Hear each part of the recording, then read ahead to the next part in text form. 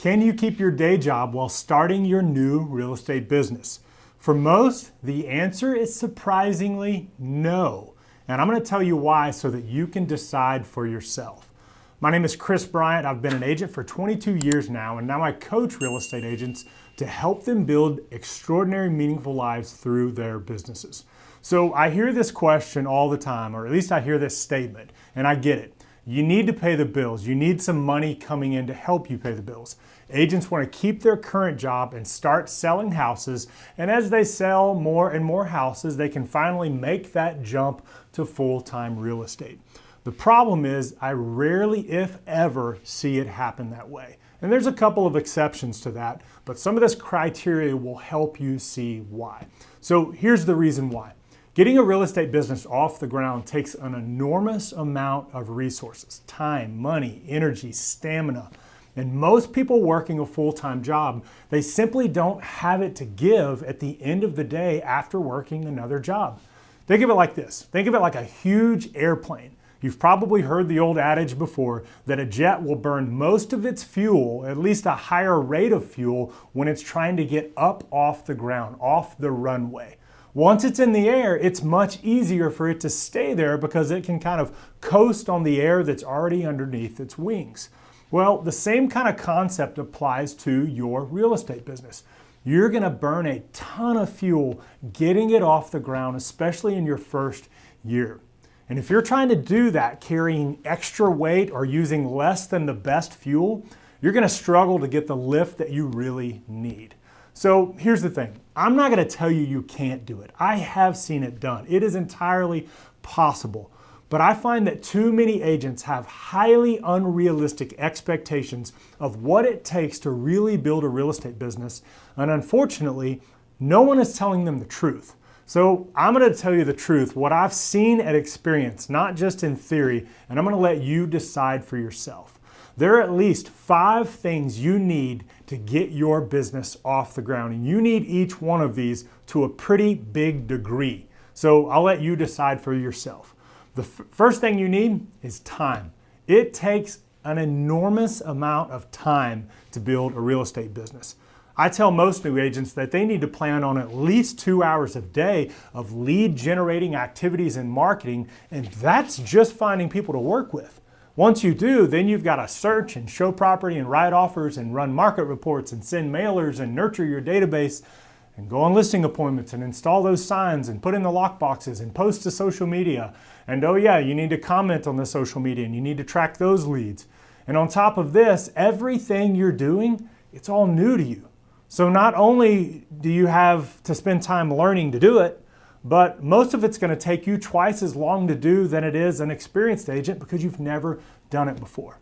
Keep in mind that with all of this, you're competing against agents who are full-time, and many have been doing this for years. If you're not able to give at least 25 hours, that's usually the number I give, a week to this work, I think you're going to have a hard time getting your business off the ground. You need time to put in this business to succeed. The second thing you need is energy. If you're working a full-time job, the energy you have left over at the end of a day typically is not your best energy. It's the leftovers. You're pulling from the reserves. And the problem is that doing all these new things that you're required to do as a new agent, it's going to take a lot of courage and tenacity and inner strength. You're going to be pushing yourself to persevere as it is, much less if you have another job.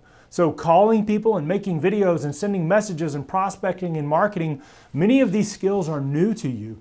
And if you're trying to get them done with anything less than your very best energy, you're going to, again, struggle to get the lift you need. You've got to be able to give your very best energy to building your real estate business. So here's the third thing is availability. As a new agent, availability is actually one of your best assets. When the phone rings or a lead walks in the door or shows up in your inbox, you're the first one to respond because you're hungry, you're ready, you're available right here, right now to help. If another agent is double booked and they need help opening a door, or maybe you can show a house for them, that opportunity is going to fly right over your head because you're busy working another job. You're not available. And when you're not available, they'll find someone else who is. If you're working another full-time job, you're going to miss out on so many of the opportunities, the very opportunities you need to help you get the lift. Availability is a huge asset of a new agent. The fourth thing is this, is positioning. In the first year of your business, one of the challenges you have to overcome is changing the way people see you from whatever you have been doing to what you're doing now as a realtor. And if you're working another job, that's going to be a difficult transition to help people make. Here's what I mean. I tell any new real estate agent that your first task of real estate is to make a list of all the people you know. This is your sphere of influence, ideally at least 100 people. If you gave me that list and I called every single one of them and asked them, what do you do for a living? They would tell me what you have been doing. Oh, she's in retail. Or, oh, he's a manager at a software company. Well, as a new agent, you need to change that answer.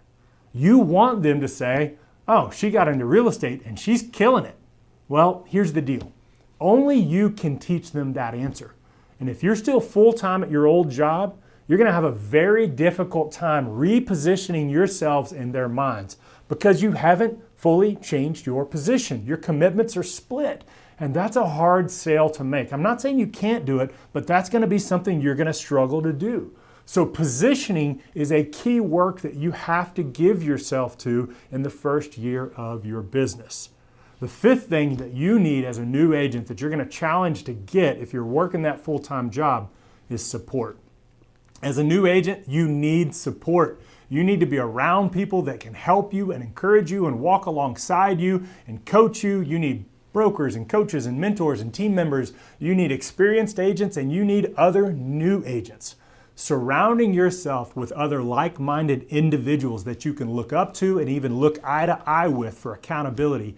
Man, I've seen it again and again. It makes an enormous impact on your ability to succeed in this business.